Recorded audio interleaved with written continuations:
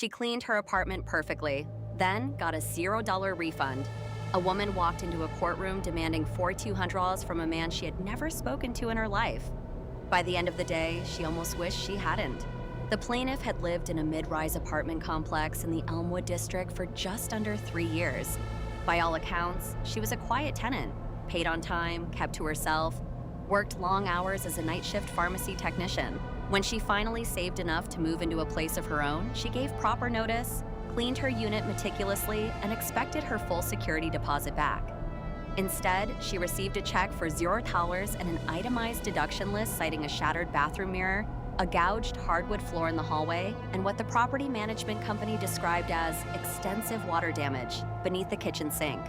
Total damages assessed, $4,200. She was furious. She had documentation, move-in photos, a cleaning receipt, and a written exchange with the property manager confirming the unit was in acceptable condition 2 weeks before she vacated. She had done everything right, so how had her apartment been destroyed? The answer, she believed, was the man in Unit 4B. The defendant was a 41-year-old financial advisor who had moved into the apartment directly above hers 6 months before she left. She had logged 3 noise complaints against him with the building. She had emailed the property manager describing loud banging, what sounded like furniture being dragged across floors, and at least one incident where water had dripped through her bathroom ceiling vent.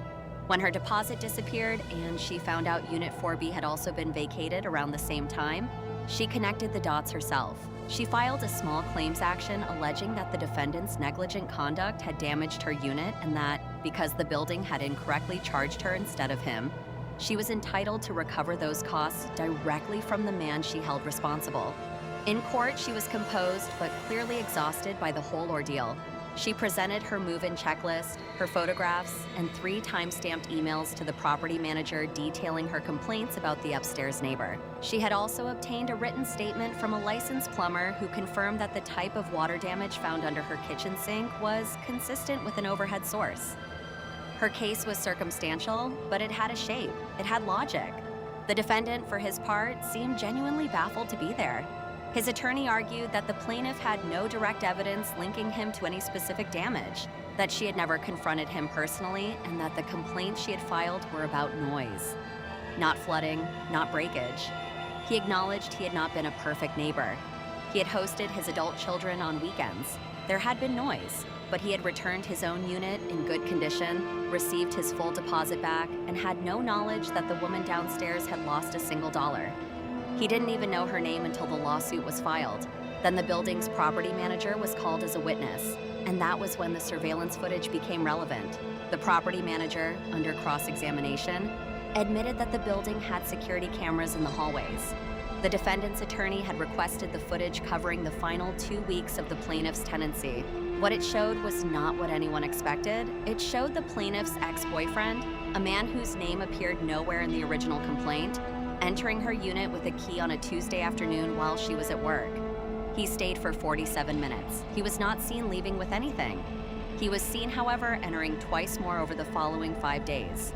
The property manager confirmed that the plaintiff had never formally removed him from her emergency contacts list, which the building had used to justify granting him access during what they described as a welfare check request he had made himself.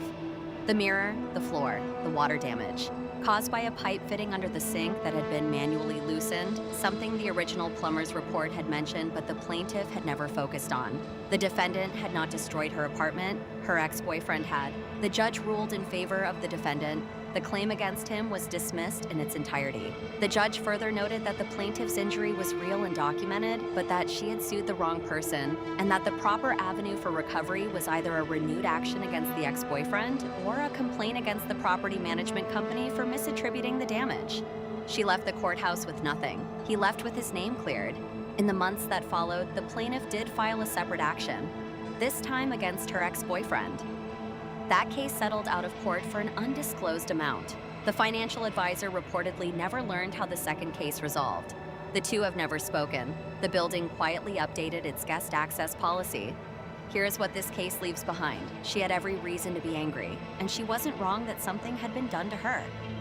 She just aimed at the nearest target instead of the right one.